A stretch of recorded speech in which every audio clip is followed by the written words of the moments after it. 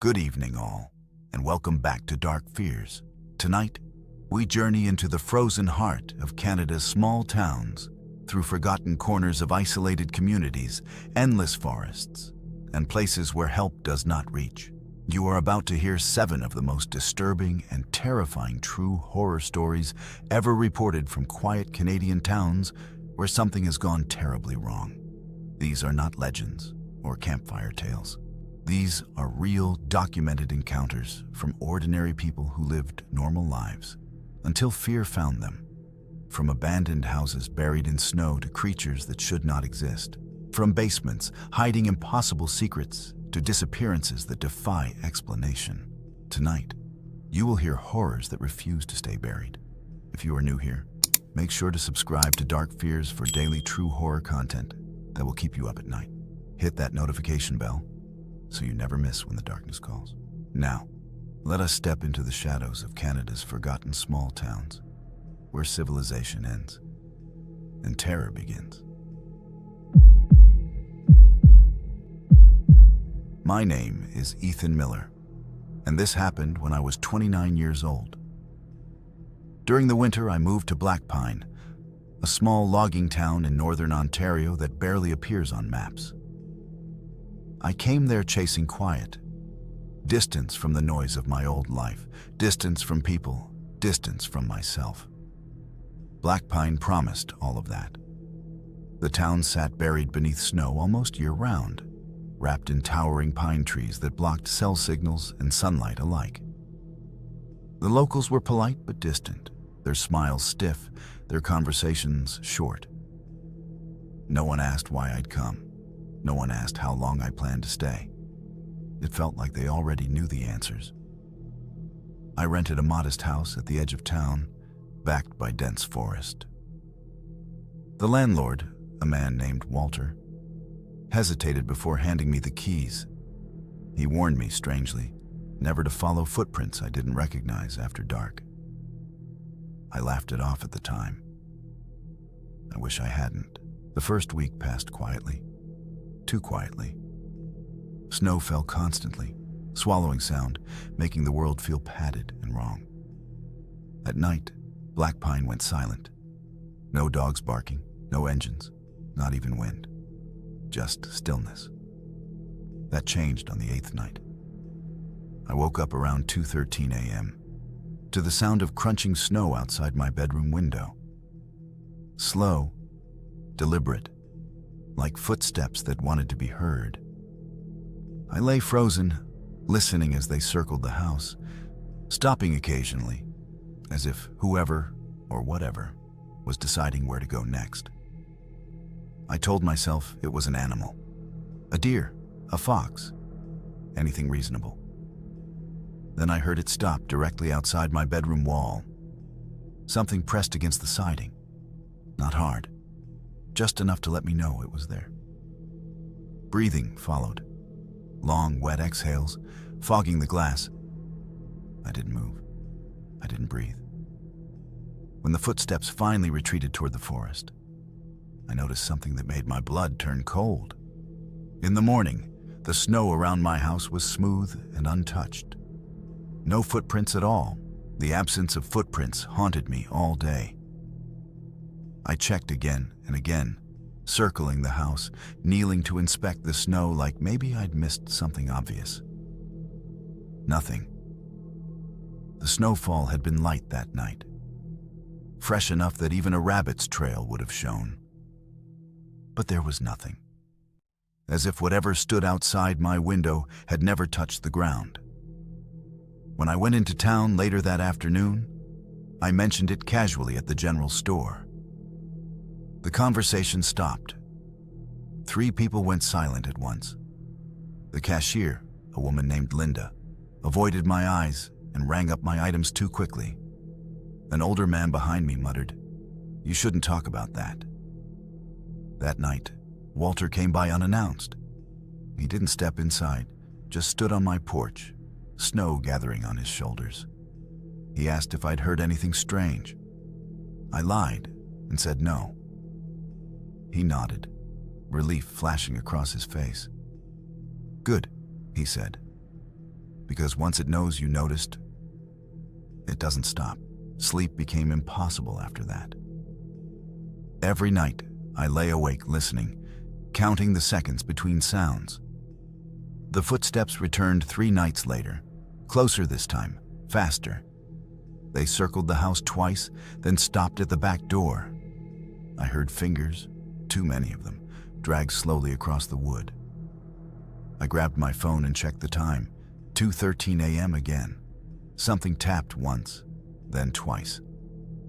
Then came a whisper, low and broken, like a voice that had forgotten how to be human. I couldn't understand the words, but I recognized the tone. It was trying to sound like me. The whisper stopped, replaced by silence so heavy it made my ears ring. I forced myself to look out the kitchen window. Standing just beyond the porch light was a shape taller than any man, its outline wrong, blurred like heat rising off asphalt. Snow fell through it, untouched.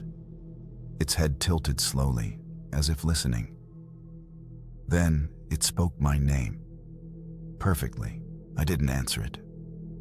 I couldn't. My throat locked up, and my body refused to move. Like some instinct deep inside me knew that acknowledging it would be a mistake I couldn't undo. The shape remained there for several minutes, perfectly still, as if waiting for permission. Then, slowly, it leaned closer to the window. That's when I noticed the details my mind had been avoiding. Its limbs bent at unnatural angles, too many joints, each one shifting slightly as if struggling to hold a solid form. Where its face should have been, there was only a pale, uneven surface. Smooth in some places, rippling in others, like ice melting and refreezing at the same time. The whisper returned, softer now. "Ethan, let me in." It wasn't a demand. It sounded tired, lonely. Finally, it stepped backward, fading into the darkness of the trees. The moment it vanished, the forest erupted with sound. Wind, creaking branches, distant animals, as if the world had been holding its breath. I sat on the kitchen floor until sunrise, afraid that if I stood up, it would come back. The next morning, Black Pine felt wrong. Not quiet, hollow. People moved through town quickly, eyes down, doors locked despite the daylight. At the diner, Linda poured my coffee without a word, her hands shaking so badly she spilled it. When I asked her what was happening, she finally looked at me. "You heard it," she said. It wasn't a question. She told me the town's secret in pieces, like she was afraid saying too much at once would summon something. Every winter someone new arrives in Black Pine, someone running from something. And every winter something comes out of the forest to meet them. It copies voices, faces, memories. If you answer it, if you invite it inside, it doesn't kill you. Not right away. It replaces you. Walks into town wearing your life like a coat, while you disappear into the woods, screaming with a voice no one will recognize. Linda leaned closer, tears pooling in her eyes. "And the snow," she whispered. "The snow never melts where it takes you." I tried to leave that afternoon. I packed my car in a panic, hands numb from cold and fear, engine idling as snow piled around the tires. As I pulled onto the only road out of Black Pine, the radio crackled to life without warning. Static flooded the speakers, then a familiar voice cut through. Mine. It spoke calmly, reassuringly, telling me to turn around, telling me everything was fine, that I was tired, that I belonged here now. The road ahead stretched longer than it should have, looping back on itself no matter how long I drove. Landmarks repeated, an old mile marker, a fallen sign, a crooked pine. Again and again. My phone lost signal completely. When I finally stopped, heart pounding, I realized the sun hadn't moved. Night fell instantly. From the trees on both sides of the road, I heard footsteps. Dozens of them, all moving in perfect rhythm. Voices followed, overlapping, each one stolen from someone I loved. My mother, my brother, old friends, begging me to come back. I abandoned the car and ran. I don't remember how long I ran. Time didn't behave normally anymore. The forest closed around me, branches clawing at my coat, whispering my name in voices that weren't quite right. Eventually, I collapsed near the tree line behind my house, lungs burning, vision swimming. That's when I saw it again. It stood in my yard, wearing my face now, almost perfect, except its smile lingered too long, stretching wider than mine ever could. It waved at me gently, like a neighbor saying hello. Walter stood beside it, nodding approvingly. "Too late," he called out. "You noticed it. That's how it learns." The thing stepped toward the house, my house, keys in its hand. My memories flickered across its expression. Moments from my childhood, my regrets, my fears. As it crossed the threshold, warmth spilled from the doorway. Behind me, the snow thickened unnaturally, climbing up my legs, freezing me in place. I screamed, but the sound that came out wasn't my voice anymore. I woke up alone the next morning, or at least I thought I did. The snow outside had receded, leaving my yard looking untouched, pristine, as if nothing had happened. My house was locked from the inside, keys in place, but something felt off. I opened the door slowly and stepped out. The footprints in the snow were there, mine, or at least they looked like mine. Perfect. Every step exactly where I had fallen, fled, screamed. But no one could have walked in that snow without leaving a trace. Inside the house, I found the car still parked where I'd left it, engine cold. On the front seat lay a note written in a hand identical to mine. "Welcome home. You belong here now." A faint smell of pine and frost hung in the air, mixed with something I couldn't place. Metallic, almost like blood, but sharper, cleaner. My reflection in the window wasn't mine. It smiled back, wide and wrong. I didn't know if I had survived, or if I was already lost. I never left Black Pine again. The townspeople continued their silent lives, glancing occasionally with knowing eyes, as if checking to see whether I had learned the rules. Every night, the footsteps returned, circling my home, whispering my name, sometimes mimicking voices from my past. I tried to record them once. The playback was empty. Only the faintest crackle of static, like something laughing just out of reach. Occasionally, I catch glimpses of my double moving through town, smiling at neighbors, working at the diner, living a life that should have been mine. I can hear it sometimes when it speaks to someone else in my voice. The snow outside never melts where it walks. I've grown used to it. My name is Ethan Miller, and this is my life now. A ghost in my own home, haunted by the shadow of myself. If you ever find yourself in Black Pine, watch the snow closely. It never lies. My name is Liam Harper, and this happened during the summer. I decided to drive across rural Ontario to document small towns for my travel blog. One evening, I took a detour onto a road locals called Maple Ridge, a narrow, twisting lane lined with dense forest, abandoned houses, and signs that had long since faded. The sun was setting, painting the sky in blood-orange streaks, and I felt that familiar thrill of being somewhere untouched and off the map. At first, it was quiet, too quiet. The trees seemed to close in as I drove, branches scratching the car, wind whispering through broken leaves. The GPS glitched and went completely blank. My phone lost signal. Then I noticed the road signs, repeats of the same old landmarks, as if the road itself was looping on itself, stretching farther than it should. By the time darkness fell, I realized that Maple Ridge was no ordinary road. Something was leading me deeper, and I wasn't sure it wanted me to leave. Night fell fast. Headlights cut through the fog rolling in from the trees, but even that couldn't reveal what was out there. Every so often, I thought I saw movement at the edges of the road, shapes crouching behind trees, vanishing when I blinked. The air grew heavy, as if pressing down on my chest, and a soft scratching sound began following the car. I tried to ignore it, told myself it was an animal, perhaps a deer or fox. But the sound didn't move with the road. It remained just behind me, circling, echoing, always there. My anxiety spiked when the car's mirrors reflected a figure walking parallel to me. Not on the road, not on the shoulder, but floating alongside, limbs swaying unnaturally.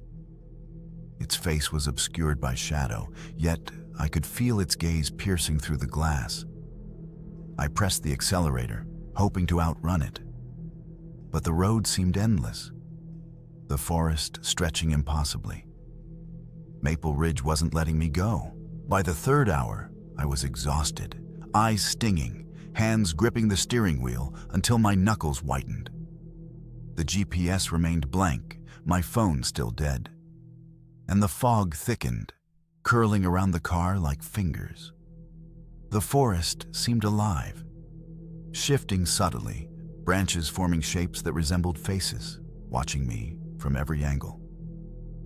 I tried to reason, to tell myself I had missed a turn or a sign, but the road refused to obey logic. Every landmark repeated, every turn led me deeper into the same shadows. Then I saw it. A figure standing in the middle of the road, completely still. Tall and thin, wearing tattered clothing that flapped in the wind, though the air was eerily still. Its face was pale and smooth, eyes hollow but aware. I swerved instinctively. The car spun, tires skidding on wet leaves, but when I looked back through the rearview mirror, the figure was there, following me. Not running, not walking, just gliding with impossible speed. I realized then that Maple Ridge had a will of its own, and it had claimed me. Panic took over. I drove faster, but the road looped endlessly. Every time I thought I recognized a bend, I ended up back at the same old broken mailbox or rotting fence, as if the forest itself had rewritten the landscape. The headlights cut through the fog, but glimpses of movement flashed at the edges. More figures, crouched, hidden, following silently, their presence almost tangible in the air. Then came the whispers, low, indistinct, echoing from all directions. Names I didn't know, voices soft and mournful, calling me to stop, calling me to leave the wheel, calling me into the trees. My pulse thundered in my ears. I saw reflections in the car windows, faces pressed against glass that weren't human, twisted and pale, eyes that glowed faint green. And as I reached for the door handle in a desperate attempt to escape, the road beneath me seemed to dissolve. Like wet paint, bending and folding, showing me that Maple Ridge wasn't just a road, it was a trap. By the fifth hour, fatigue blurred the edges of reality. My hands ached, my eyes burned, and yet I could not stop. The forest seemed to pulse, the shadows stretching unnaturally, brushing the car as if testing my resolve. The whispers intensified, overlapping into a chaotic chorus that made my skull throb. Every turn of the wheel brought the road closer to a mirror image of itself, repeating endlessly, disorienting me, fracturing my mind. Then I saw it again. A figure taller than before, gliding along the roadside. Its limbs bent impossibly, and its face twisted between shapes, as though it couldn't decide how to appear. I slammed the brakes, but the car skidded forward anyway. The figure's eyes glowed with a faint green light, and it tilted its head, observing me with curiosity rather than malice. I realized then that this road was alive. It was aware of me, of my fear, and it fed on it. Maple Ridge had claimed countless travelers before me, and I was next. Desperation overtook me. I pressed the accelerator, tires screaming on wet leaves, fog swirling like smoke around the car. Every turn I took only led me back to the same familiar landmarks: the broken mailbox, the split fence, the rotting barn. The whispers escalated into a roar, voices overlapping, chanting my name, mocking my attempts to escape. The figure multiplied. Reflections in the windows showed dozens of pale, twisted forms mimicking me, some moving independently, others frozen mid-motion. They seemed to feed on my panic, growing bolder, closer. I tried to leave the road entirely, steering toward the forest, but the trees bent unnaturally, reshaping themselves to block my path. The asphalt under the tires rippled like liquid, sucking the car forward. For the first time, I understood that I wasn't being chased. I was being observed. And the longer I stayed, the more the road learned about me. My fears, my reflexes, my weakness. Maple Ridge didn't just want me. It wanted to own me. By the 7th hour, I had lost all sense of direction.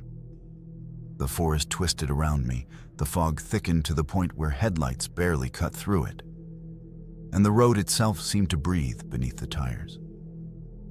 The whispers were no longer distant.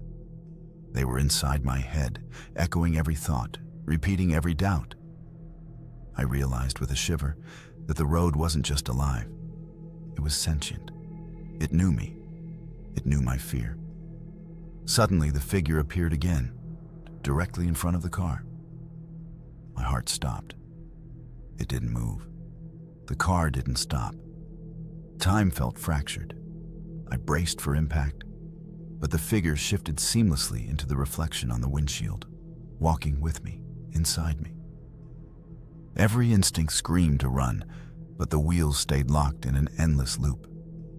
The forest groaned and twisted, forming shapes I couldn't comprehend. I understood then that Maple Ridge didn't merely trap travelers, it consumed them, folding them into its endless, nightmarish path. Panic reached its peak. I tried to stop, to reverse, to abandon the car. But the road twisted impossibly beneath me. Trees bent into impossible angles, branches clawing at the windows, scraping and scratching like long nails. Figures emerged from the fog. Dozens of pale, thin humanoid shapes gliding alongside, their faces indistinct yet intimately familiar.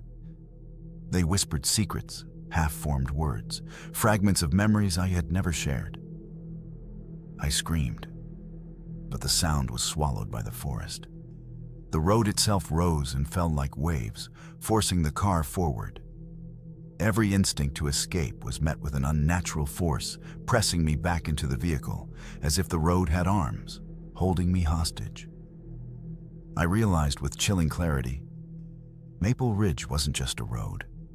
It was a predator, sentient and infinite, and the figures were its guardians. There was no escape. Every path, every turn, every landmark repeated endlessly, trapping me in a nightmare that lived and breathed. I don't remember how I survived, or if survival was even possible. At some point, the fog lifted slightly, revealing a stretch of road that looked familiar, almost welcoming. My hands shook as I gripped the wheel, and I dared to hope. But the whispers never ceased.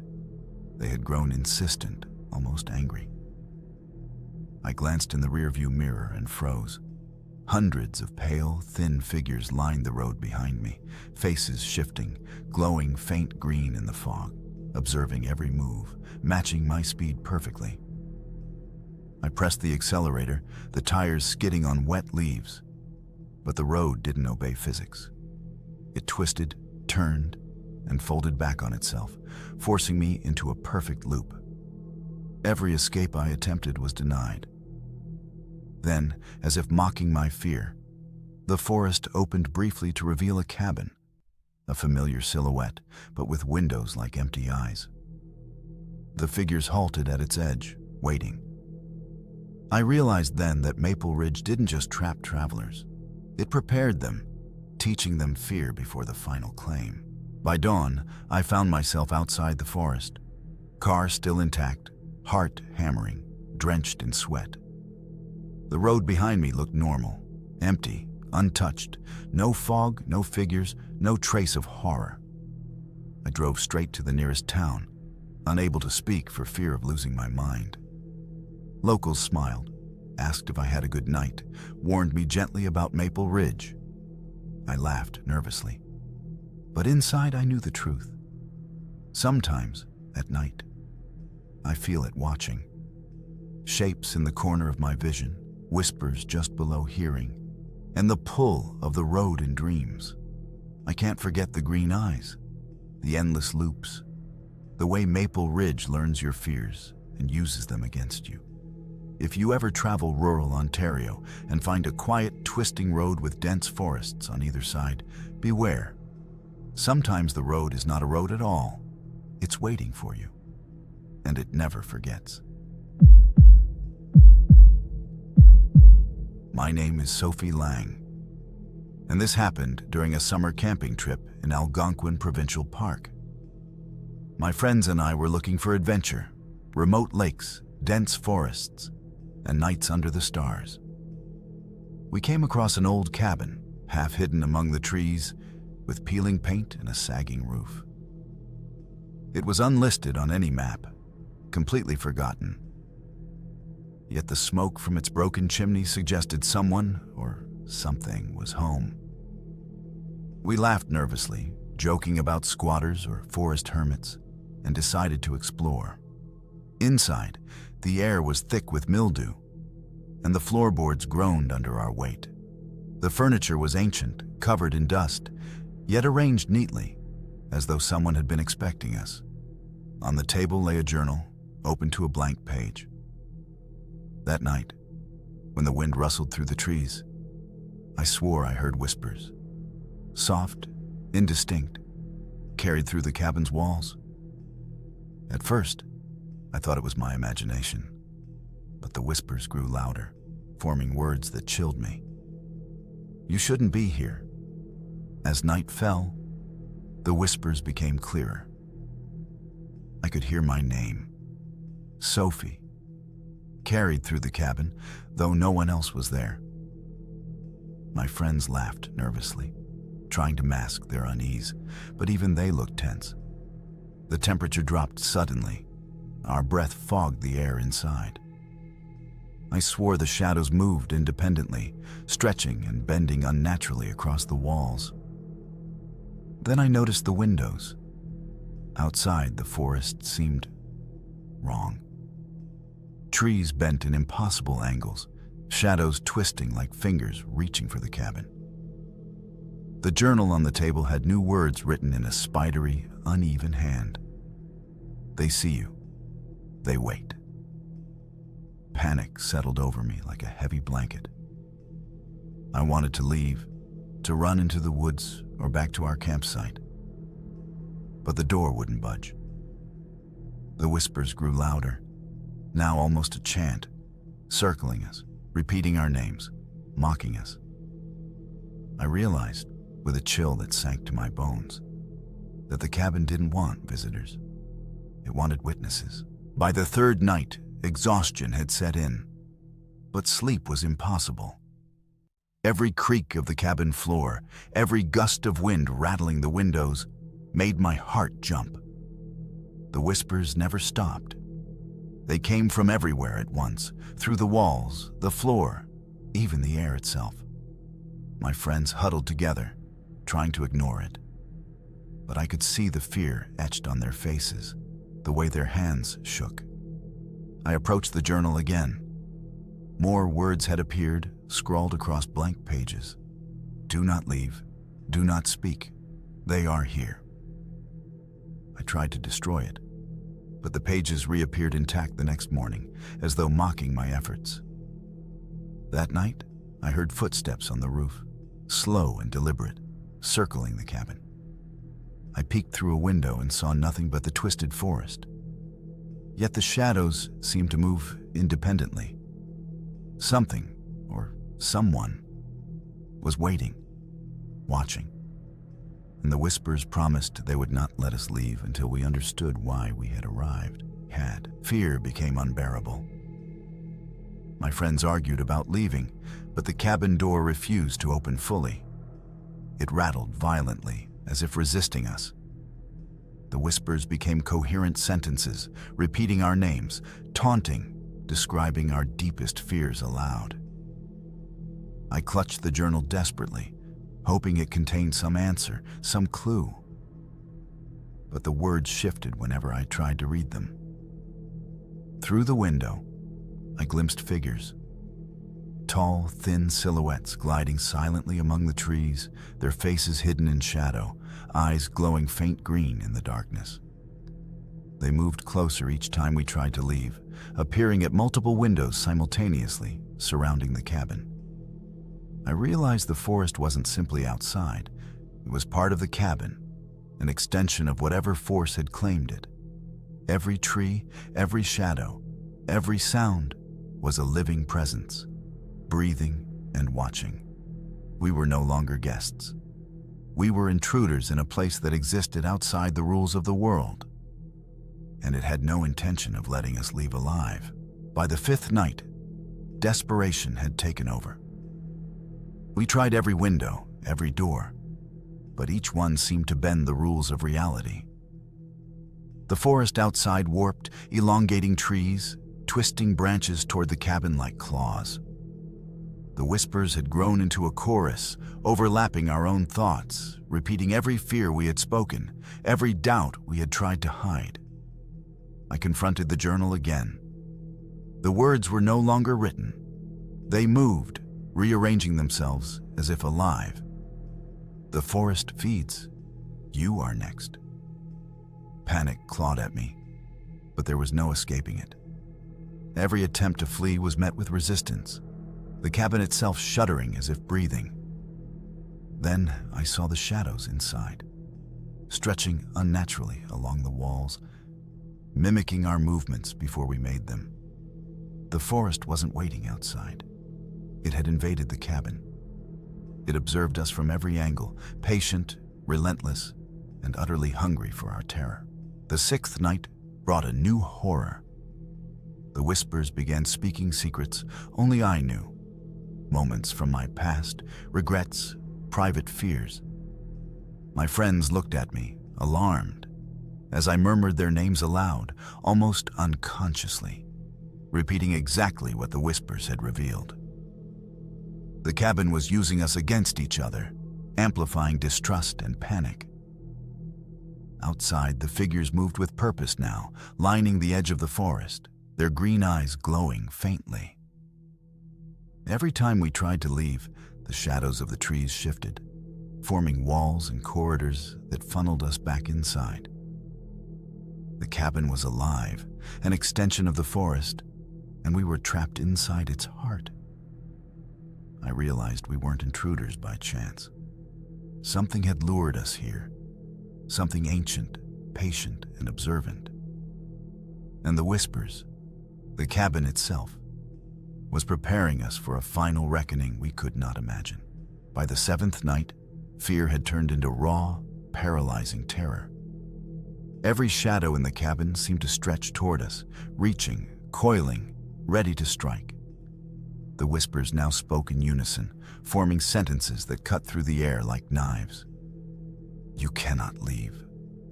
The forest has chosen you. My friends trembled silently, too afraid to move or speak. Then the walls themselves seemed to shift. The floorboards groaned unnaturally, bending beneath our weight.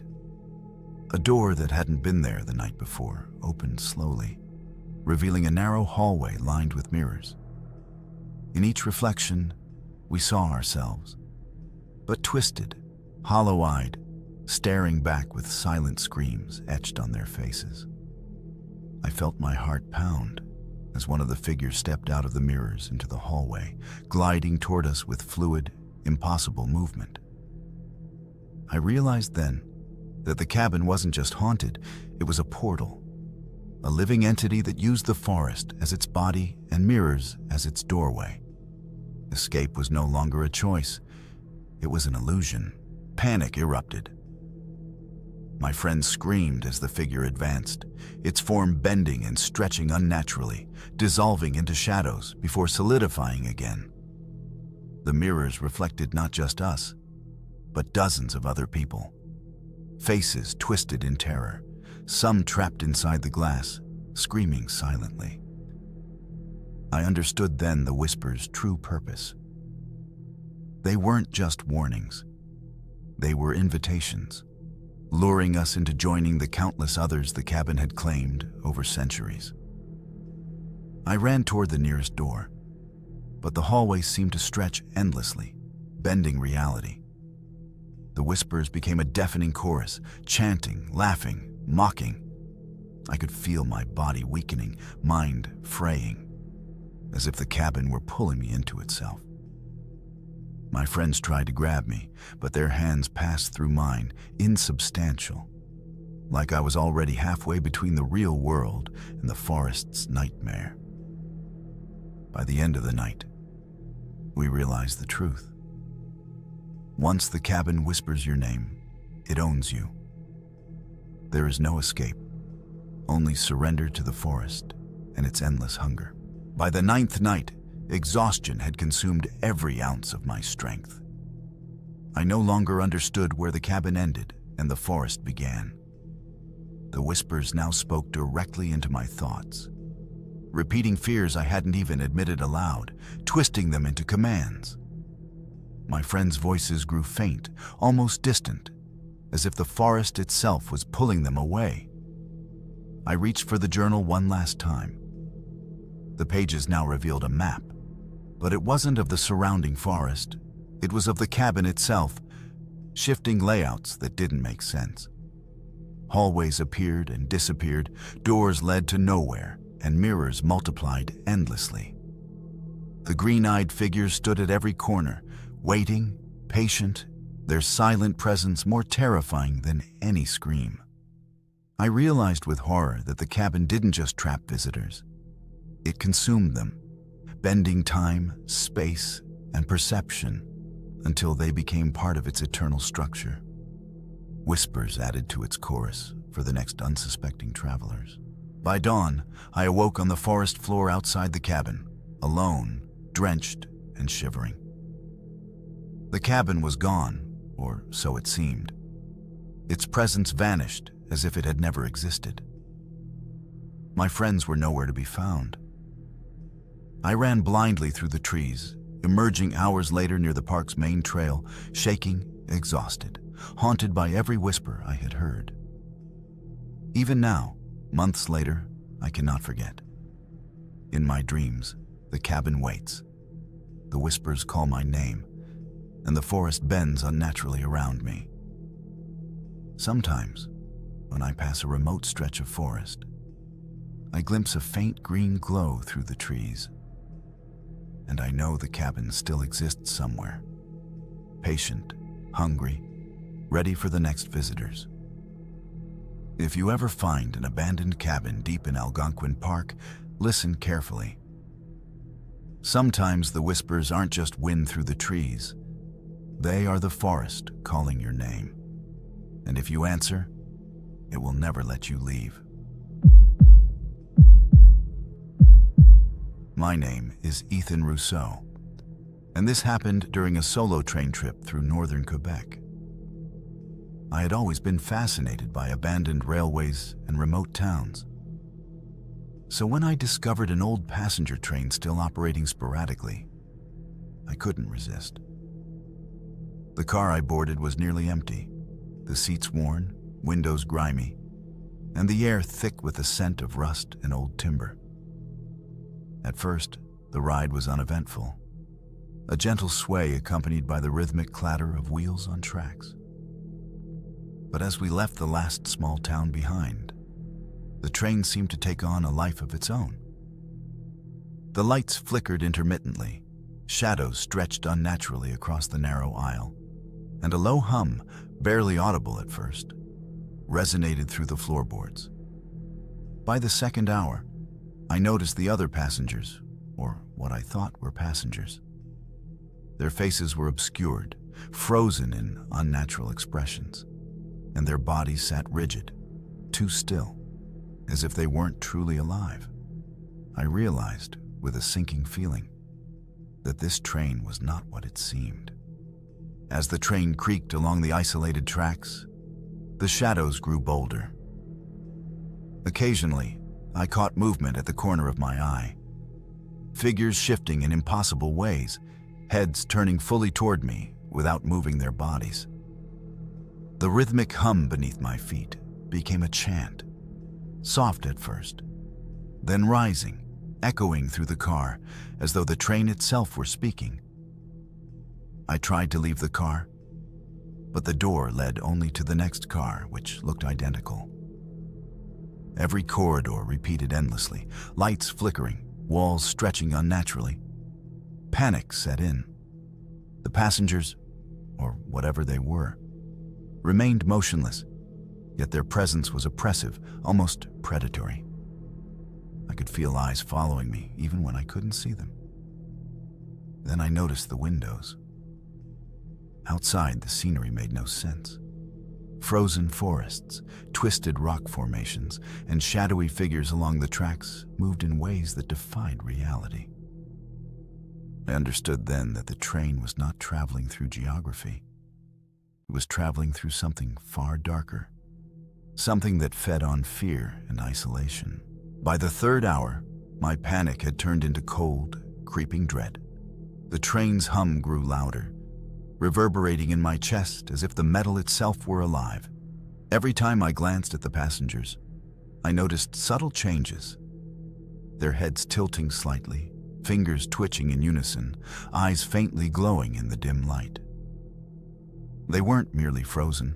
They were aware, watching me with silent patience, as though waiting for the precise moment to act. I tried speaking, calling out to them, but no sound left my lips. It was as if the train absorbed every voice, every whisper, twisting it into the low hum that vibrated through the floorboards. I felt a cold pressure at the back of my neck, like someone or something was breathing there, unseen. Through the windows, the scenery twisted even further. Shadowy shapes moved alongside the train at impossible speeds, sometimes merging with the trees, sometimes vanishing entirely. The realization hit me. The train was not bound to the tracks. It was traveling through a realm of fear itself, and I was trapped inside. By the fourth hour, exhaustion made it impossible to think clearly. My attempts to find another car or exit were futile. Every corridor looped impossibly, returning me to the same car, the same passengers, the same oppressive hum. The air grew thick, almost tangible, pressing against my chest with every breath. I realized the train wasn't just haunted. It was sentient, feeding on our terror and bending reality to ensure that no one could escape. Then, one of the passengers moved. Slowly, deliberately, a hand lifted, pointing directly at me. The glow in its eyes intensified, sending a surge of panic through my body. I stumbled back, heart hammering, but the train's hum rose into a deafening crescendo. Shadows began to writhe along the walls, stretching into impossible forms, merging with the passengers until I could no longer distinguish one from the other. I understood with a cold clarity. The train existed not in our world, but somewhere in between. A predator that observed, learned, and harvested fear. And it had chosen me. By the fifth hour, sheer terror had taken hold. The hum beneath my feet had transformed into a low, guttural growl resonating in my bones. The passengers, previously frozen and silent, began moving in synchrony. tilting their heads, shifting their weight, and whispering in voices I couldn't comprehend. The words slithered into my mind, promising unspeakable things if I tried to escape. I fled toward the windows, desperate to see solid ground, but the landscape had become alien. Frozen rivers twisted into impossible angles. Forests appeared upside down, and dark shapes glided alongside the train with unnatural speed. I realized that the train itself was a bridge between dimensions, feeding on the fear of those who boarded it. My pulse raced as I felt an unseen force brush against my shoulder, cold and heavy, like a hand made of shadow. I understood then that the train didn't just observe fear, it amplified it, shaping the environment to trap and torment its passengers until they were broken. The 6th hour was unbearable. I tried to scream, to shake the others, to force my mind away from the whispers, but my voice was swallowed. The figures moved closer, their faces now clearly visible, pale, hollow, almost skeletal, with eyes that glowed faintly green. Each step they took resonated through the car, a hollow echo that synchronized with the train's sinister hum. I stumbled through the corridor, desperate to find a way out. But every doorway led to another identical car.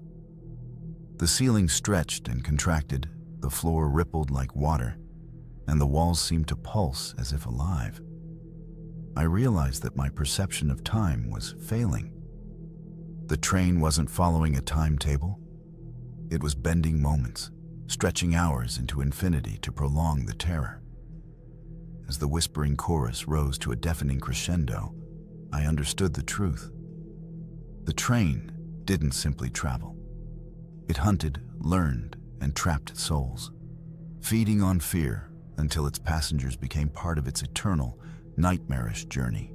Escape was no longer an option. By the 7th hour, desperation had turned to sheer terror. The train now seemed alive, groaning and twisting as if it were breathing. The passengers no longer merely moved. They advanced, gliding along the aisle with impossible fluid motion, faces fixed in grotesque expressions of hunger and anticipation. Every shadow in the car bent toward me, reaching, coiling, suffocating. I tried to find another exit, but the corridors folded into themselves, doors leading to identical cars repeating endlessly. Through the windows, I glimpsed impossible landscapes. Rivers flowing upward, forests bending over themselves, dark humanoid shapes racing beside the train at impossible speeds. The whispers had merged into a single voice, deep and resonant. "You belong to the train now." I realized with a chill that there was no escaping the railways of northern Quebec. The train existed beyond our world, feeding on fear, twisting reality, and those who boarded were marked. Once chosen, the passengers were no longer travelers. They were part of its eternal nightmare. Panic overwhelmed me. The train car seemed to stretch into infinity, the ceiling rising and falling like a living creature, the floor pulsing beneath my feet. The whispers became commands, urging me to surrender, to join the others, to become part of the train itself. I stumbled, desperate, but my body felt heavy, disconnected, as if reality itself resisted my movement. The passengers now circled me, their hollow eyes glowing faint green, faces contorted into silent screams. Shadows from the windows merged with the figures, creating forms that defied comprehension. Part human, part darkness, impossible geometry. I understood then that the train's purpose was to consume, to trap, and to convert fear into power. Every instinct screamed to escape. Yet the corridors only folded further, leading me in endless loops. The train's hum resonated in my chest, syncing with my heartbeat, reminding me that I was not merely a passenger, I was prey. And the journey had only just begun. By the 9th hour, exhaustion and terror merged into a paralyzing fog. My vision blurred, corridors twisted endlessly, and the hum became a deafening roar, vibrating through my skull. The passengers now pressed closer, their glowing eyes fixed on me, whispering promises of eternity if I gave in. Each step I took felt heavier, my body resisting, as though the train itself sought to claim me. I realized that the train's journey was not bound by distance. It existed outside time and space, feeding on the fear of its passengers for centuries. The shadows coalesced into humanoid forms, their faces frozen in expressions of endless torment. The whispering voice now came from all directions. Join us, or be lost forever. I understood with chilling clarity that this was not a mere haunting. The train didn't just trap souls, it converted them into part of its living nightmare, adding them to the chorus of whispers for the next unsuspecting traveler. By dawn, I awoke alone, slumped against a wall in a small, empty train station somewhere in northern Quebec. The train was gone, leaving no trace, only tracks stretching into misty oblivion.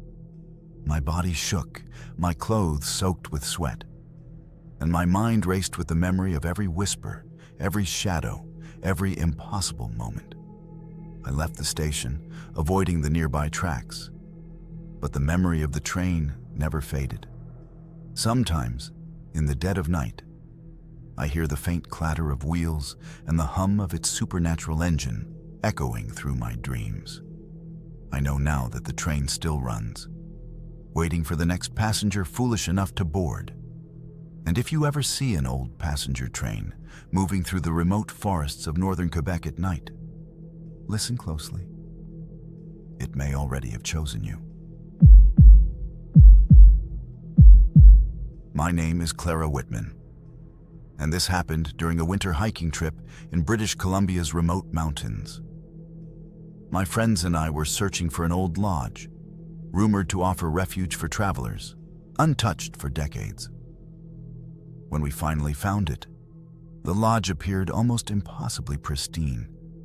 Snow swept clean, smoke curling lazily from the chimney. It seemed welcoming, a rare warmth amid the frozen wilderness. Inside, the lodge was eerily quiet. The air smelled faintly of pine and old wood, and the furniture, though aged, was perfectly arranged. On the mantel, a row of faded photographs depicted families smiling through decades past, though one figure always seemed to blur when I looked directly. At first, we dismissed it as a trick of the light. As night fell, strange noises began. Floorboards creaking in empty rooms, doors softly closing on their own, and faint whispers echoing from the walls. I began to feel watched, and the lodge, once welcoming, took on an oppressive, suffocating presence, as if it were alive and aware of our every move. By the second night, the lodge revealed its darker nature. The whispers became distinct voices, calling our names, mocking us, recounting private fears with chilling precision. Shadows moved independently, stretching along the walls and ceiling, elongating and coiling as if alive. I caught glimpses of figures in the windows, their faces pale and hollow, standing silently in the snow, watching. We tried to leave, but every exit seemed to vanish or lead us back into the same room. The lodge's layout shifted unnaturally, hallways stretching endlessly, doors opening into walls. Even our sense of time faltered. Hours passed in minutes, then reversed inexplicably. I realized that the lodge wasn't merely abandoned. It was a trap, a living entity that existed to manipulate, terrify, and consume those who entered. Panic set in as I understood that the lodge had chosen us for a reason, though I could not yet comprehend why. Every step I took felt heavy, as if the floor itself resisted me, and the whispers grew louder, urging surrender to the lodge's invisible authority. By the third night, the lodge's presence became suffocating. Every creak of the floor, every gust of wind rattling the windows, sent shivers down my spine. The whispers had grown louder, forming sentences that revealed secrets no one else should have known. My friends huddled together in fear, yet I could see the terror etched across their faces, the way their hands shook uncontrollably. I wandered into the main hall, desperate for answers. The photographs on the mantel now appeared to move subtly, the figures within shifting positions, always watching. The blurred figure from earlier was clearer, pale, eyes black voids, staring directly at me. I recoiled, heart racing, but the figure didn't vanish. It lingered, a silent sentinel, as if judging whether I belonged in this lodge or would be consumed by it. The air grew colder, heavier, pressing against my chest.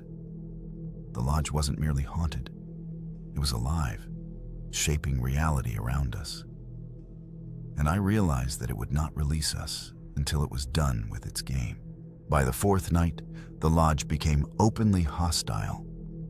Doors slammed shut on their own, windows rattled violently, and shadows twisted across the walls, taking shapes that seemed both humanoid and monstrous. The whispers now mocked our fear, repeating our names in distorted tones, recounting our thoughts before we even voiced them. I tried to rally my friends to leave, but the layout had changed completely.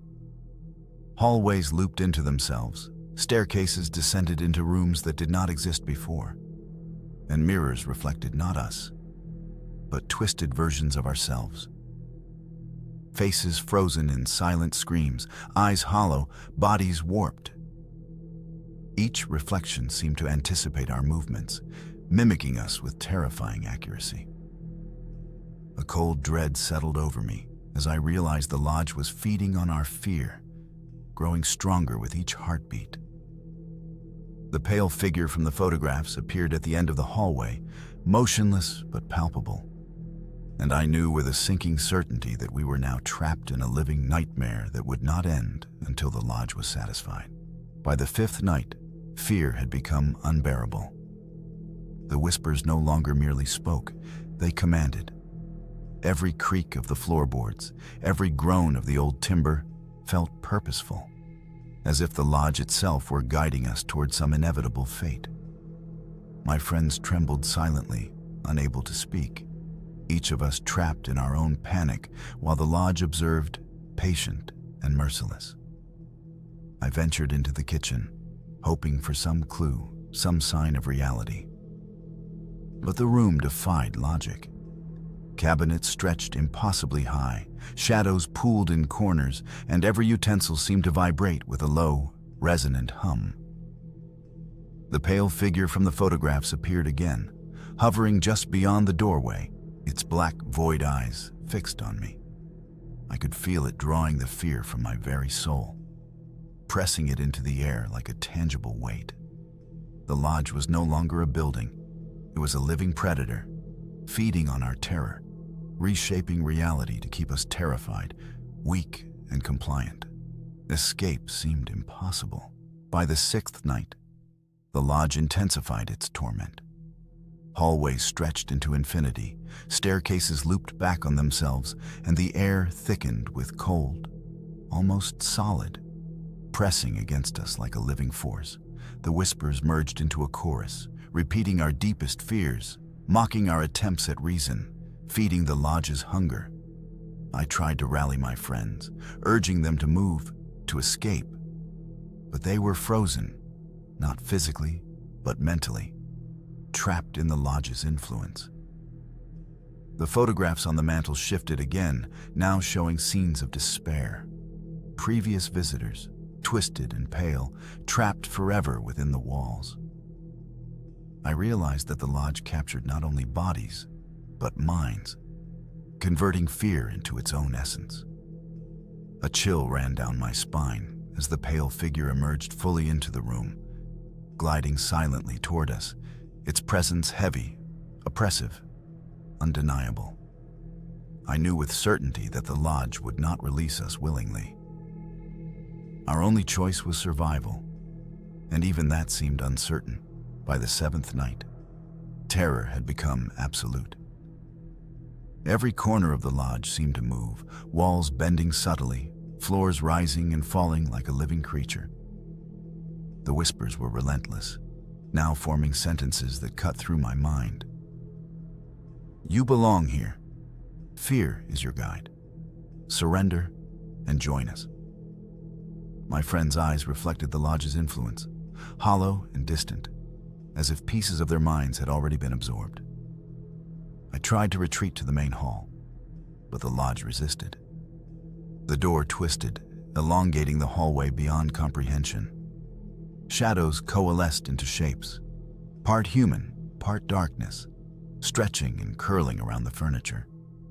The pale figure from the photographs hovered silently in the center, its black void eyes locking onto me with unwavering intent. I understood then that the lodge was a predator of the mind, feeding on fear, twisting perception, and trapping souls for eternity. Every instinct screamed to flee, yet the lodge had already ensnared us. Its walls pulsed, alive with anticipation, and I realized our nightmare was far from over. By the 8th night, reality unraveled completely. Hallways twisted impossibly, furniture morphed into grotesque forms, and mirrors reflected not us, but twisted, screaming versions of ourselves. The whispers became deafening, repeating our fears, mocking our attempts to resist. My friends were barely recognizable. Faces drained of expression, moving robotically, as if already half-claimed by the lodge. I stumbled through the shifting corridors, desperate to find a window or door that led to the outside. Every exit dissolved before me, replaced by more corridors, more shifting walls, more shadows that moved independently of light. The pale figure followed silently, every step resonating with our fear, every gaze stripping away my will. A cold realization settled in my chest. The lodge didn't merely trap souls, it consumed them, bending time, space, and sanity until escape was impossible. I understood with a shiver that our journey would end only when the lodge was done feeding. And by then, we would no longer be ourselves. By the 9th night, exhaustion and terror consumed every part of me. The lodge had become a labyrinth of impossible angles, walls folding inward, ceilings stretching upward, and shadows twisting in ways that defied reason. The whispers had merged into a single, omnipresent voice. You will remain. You will join us. My friends, pale and vacant, had become part of the lodge's machinery, their movements mechanical, their minds trapped in the entity's grip.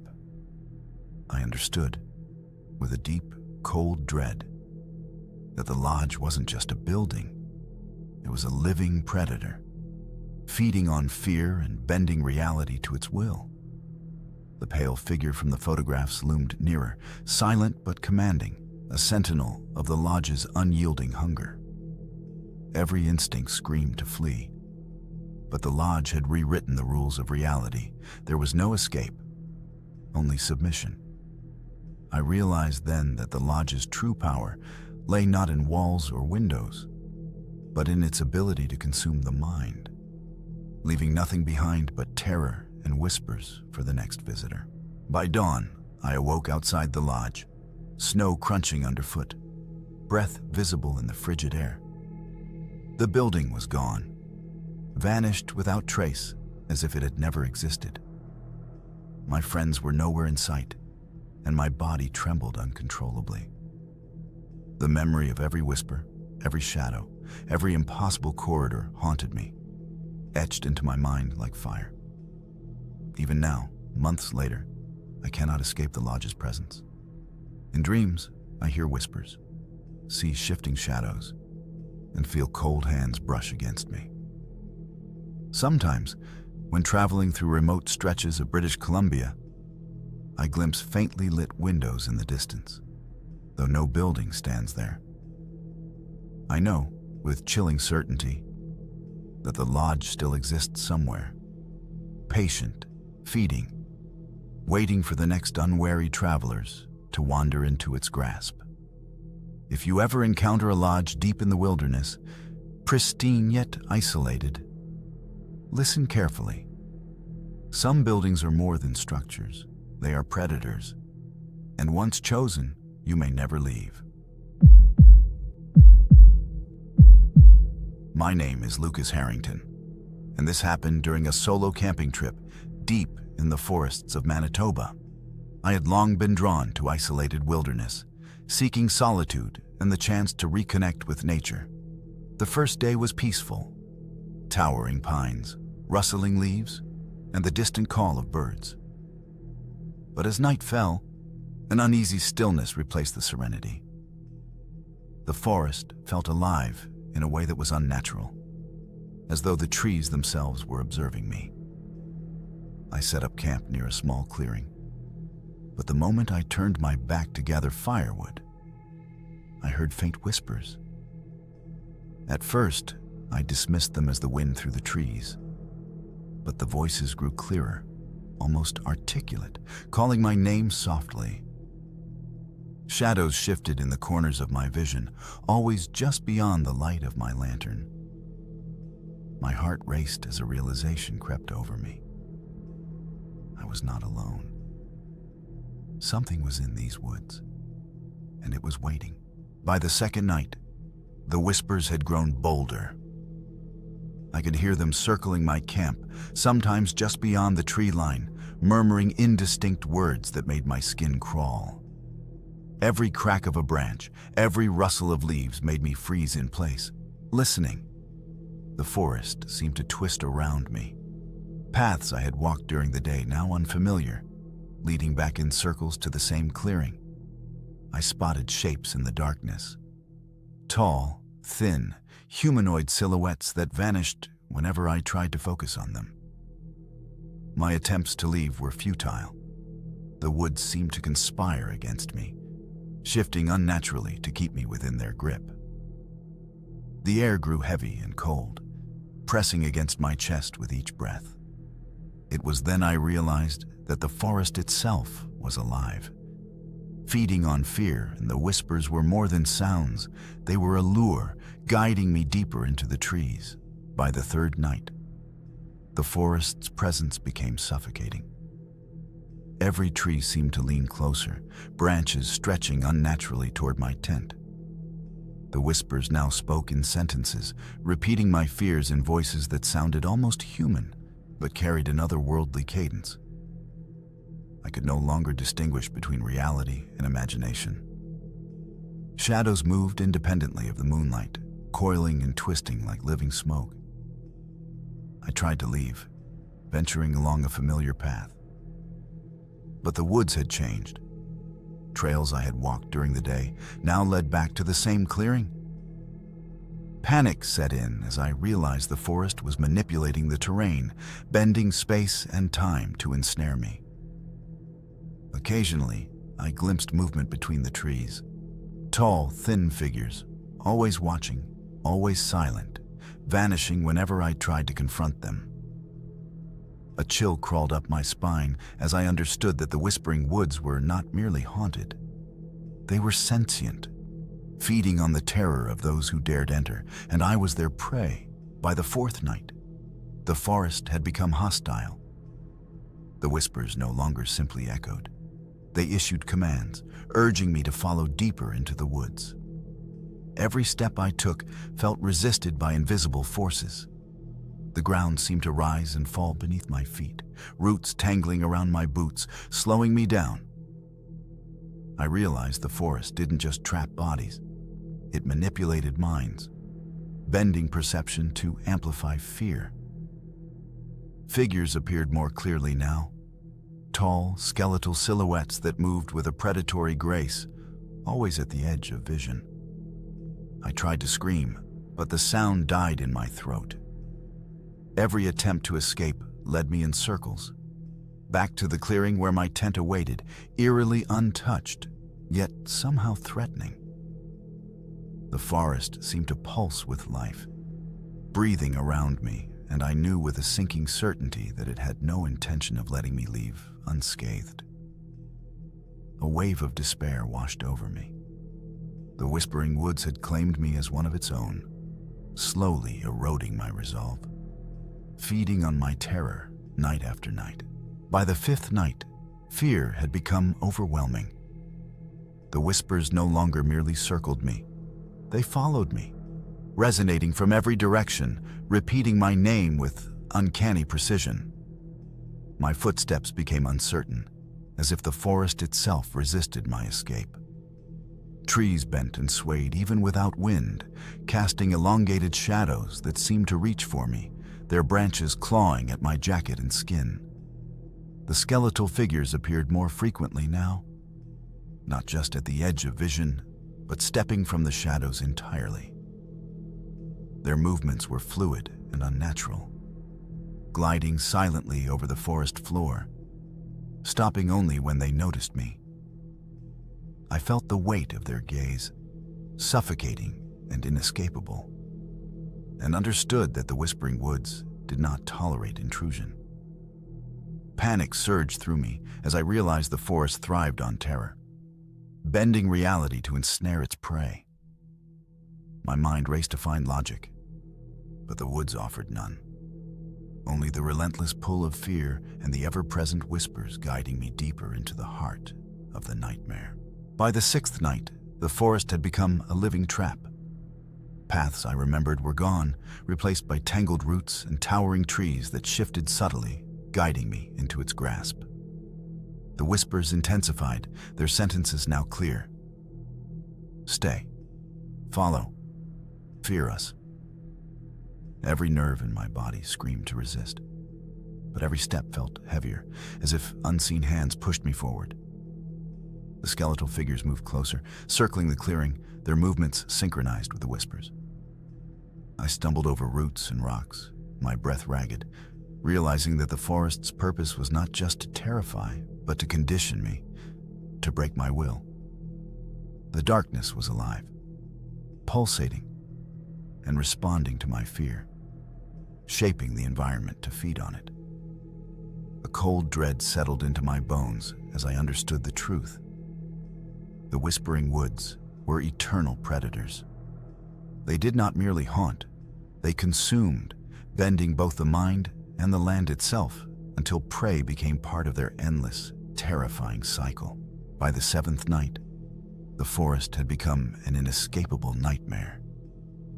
Every tree seemed alive, twisting toward me, branches stretching like grasping hands. The whispers now spoke in a chorus, repeating my fears in overlapping, distorted tones. Each shadow seemed to grow darker, thicker, pulsating as if the very forest breathed with malicious intent. The skeletal figures were no longer subtle. They moved directly toward me, gliding silently across the forest floor. I could feel their presence pressing against my mind, urging me to succumb to the fear that had already taken root in my heart. Every attempt to flee only led me in circles, the forest reshaping itself around me, feeding on my panic. A deep, primal understanding gripped me. The Whispering Woods were not merely haunted, they were predators, sentient and patient, drawing terror from all who entered. And now, it had fully marked me as its prey, testing my will as it reshaped reality around me with every step. By the eighth night, the forest had completely consumed my perception.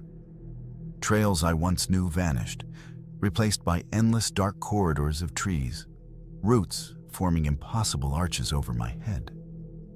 The whispers became commands, urging me deeper, promising revelation and doom in equal measure. Every sound, the snap of a twig, the rustle of leaves, felt amplified. Each a signal of unseen observers circling, waiting. I stumbled into a clearing where the moonlight barely touched the ground. The skeletal figures appeared in a circle, their black, empty eyes fixed on me. Shadows stretched unnaturally, merging with their forms, creating shapes that seemed to defy geometry, alive with malevolence. The air pressed against me, thick and suffocating, as the whispers repeated, "You are ours." Fear binds you. Terror rooted me in place. I knew the forest wasn't simply trying to scare me. It was conditioning me, bending my will, and preparing me for a fate from which there might be no return. By the 9th night, exhaustion and fear had fused into a paralyzing weight. Every tree leaned closer, the shadows stretched unnaturally, and the whispers had become a relentless torrent, echoing inside my mind, repeating every private fear I had ever held. The skeletal figures circled closer, their black void eyes fixated, silently judging, patient predators waiting for me to break. I stumbled forward, following no real path, the forest reshaping itself at will. The branches twisted like fingers, guiding me deeper into the heart of the nightmare. I realized that the Whispering Woods did not merely trap wanderers. They rewrote perception, bending time and space so prey could never leave. My own reflection in a pool of stagnant water showed me, twisted and pale, a version of myself already claimed. Every instinct screamed to resist, but the forest's presence was overwhelming. I understood then that survival depended not on escape, but on endurance, resisting surrender to the wood's intelligent, malevolent hunger.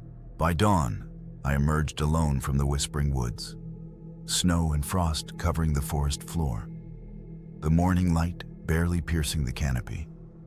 The clearing where I had spent nights felt distant, unreal, as though it existed only in memory. My body was trembling, every nerve frayed, and the echoes of whispers lingered in my ears. Though I had escaped physically, the forest's influence lingered. Shadows haunted my peripheral vision, whispers threaded through dreams, and the feeling of being watched never left. I knew, with chilling certainty, that the Whispering Woods were eternal predators, waiting for the next traveler to wander too far, too deep. The memory of those nights and the skeletal figures would remain with me forever. A constant reminder that some forests are alive, patient, and hungry for fear. If you ever find yourself alone in the deep woods of Manitoba, listen carefully. Some whispers are not the wind, and some predators do not hunt with claws, but with your own mind. My name is Clara Benson, and this happened during the summer I volunteered at an old lighthouse in Nova Scotia. I had always loved the sea, the way it could soothe or swallow, and this lighthouse promised isolation and quiet reflection. It stood on a rocky outcrop, waves crashing violently below, paint peeling, light dimming from years of neglect. The locals called it abandoned, but it was still operational. I was its caretaker for the season. The first few days were peaceful. I kept the grounds clean, maintained the lens, and logged the schedules. The ocean roared like a living thing, constant and hypnotic. At night, the wind whipped through the cracks, echoing like voices that weren't there. I thought I was alone. Then, during the third night, I heard footsteps on the spiral stairs leading to the lantern room. Slow, deliberate. I froze. I was alone. I had locked the doors. Whoever or whatever was there had climbed quietly, without a sound beyond my imagination. I waited, heart pounding, breath held. The steps paused midway. I could hear a soft scraping, like nails dragging lightly across metal. I told myself it was the wind. The building groaned. The stairs creaked with the pressure of the sea. But that rhythm, it didn't belong to the building. It belonged to something alive. I grabbed my flashlight and ascended, each step careful, trembling, my hand trailing along the railing. Halfway up, the light caught something. A reflection in the window of the lantern room. A figure, taller than any human should be, pale as sea foam, its eyes glowing faint green in the darkness. It didn't move, didn't breathe. It just watched me. Frozen, I blinked. When I opened my eyes again, it had vanished. The staircase was empty, the lantern room dark. My flashlight flickered as the wind slammed against the lighthouse, whispering like it had secrets it wanted me to hear. I tried to convince myself it was just my mind. The isolation, the constant roar of the ocean, the way the wind cut through the cracks.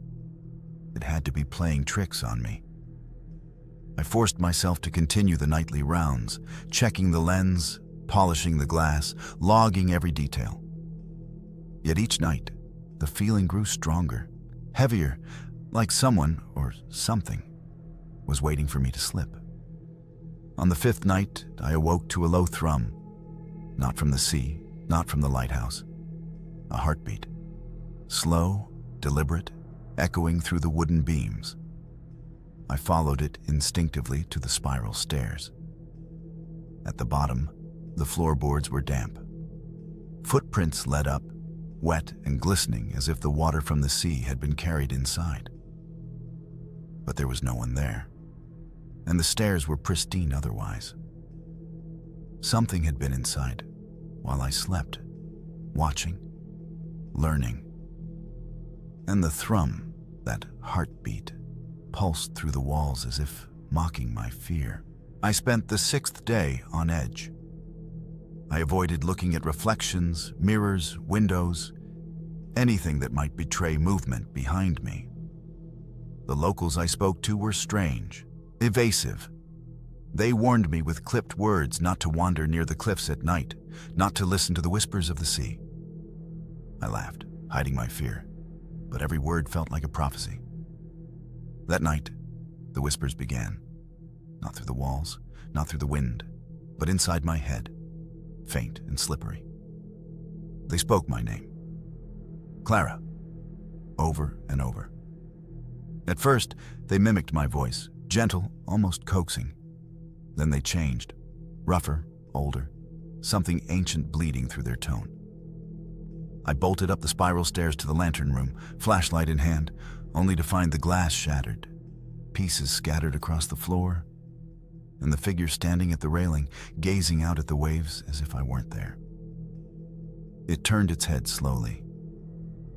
Eyes met mine. And that heartbeat began again, louder this time, matching my own pulse. By the seventh night, I was unraveling. Sleep had abandoned me completely, replaced by nightmares that blended seamlessly with reality. Every time I closed my eyes, the figure appeared, pale and silent, drifting across the lantern room, always just out of reach. I started to notice small changes in the lighthouse during the day. Scratches on the stairs I hadn't made, condensation patterns on the windows forming shapes, faint whispers in empty hallways.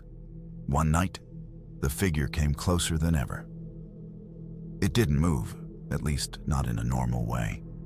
Instead, it blurred and stretched, slipping along walls, folding its long limbs around corners, bending physics as if the building itself obeyed it. Its glowing green eyes fixed on mine. I raised the flashlight, trying to assert control, but the light passed right through it. Then I heard it speak, not in my voice this time, but in 1,000 voices layered together. You cannot leave. The sea brought you here, and the sea will not let you go. By now, I stopped pretending the lighthouse was safe. I barricaded doors, stacked furniture, anything to keep it out. But safety was an illusion.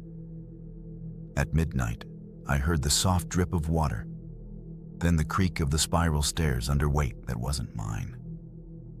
The whispers grew urgent, overlapping, a chorus that made my skull throb. I confronted it once, stepping onto the lantern balcony, shouting into the darkness. My own voice returned, distorted, echoing from the cliffs below. The figure was there, floating just outside the railing, eyes fixed on me, arms extended in a gesture that was both invitation and command. I stumbled back inside, heart hammering, gasping for rational thought. Then the storm hit. Wind battered the walls, rain and seawater slamming through cracks. I realized, too late, that the figure thrived in the chaos. It moved faster, slipping past barricades, sliding silently across the floor. And when I turned the flashlight toward it again, it was gone. But not gone. Its reflection lingered in every window, in every polished surface, watching, waiting. By the 8th night, I was no longer human in my own eyes.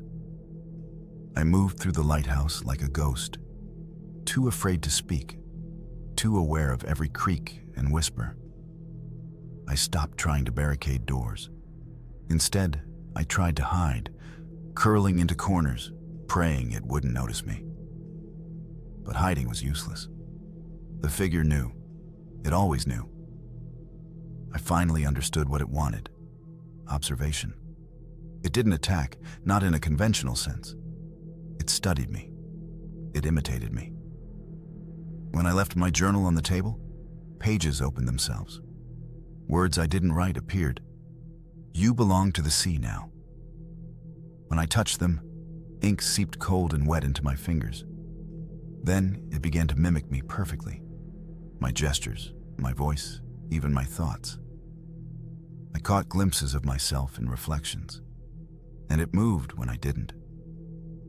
My body felt borrowed, my memories slipping, as if the lighthouse and the figure were erasing me, slowly. Piece by piece, desperation took over. I ran up the spiral stairs to the lantern room, intending to escape into the storm outside. But the figure anticipated me.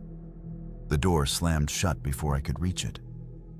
My flashlight flickered and died, leaving me in darkness, heart pounding, ears straining for the faintest sound. Then the whispering became words, layered and urgent. You cannot leave.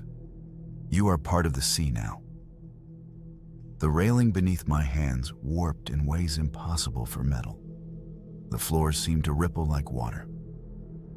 And when I looked up, the figure had split into dozens of smaller shapes, each wearing my face, each moving independently, each whispering my memories back at me.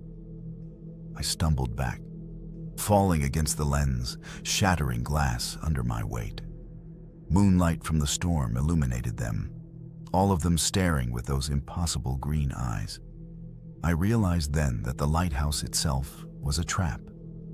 And the figure, the sea, it had been waiting for someone like me for years. I don't remember how I escaped the lantern room. One moment, I was surrounded by a sea of twisted reflections of myself.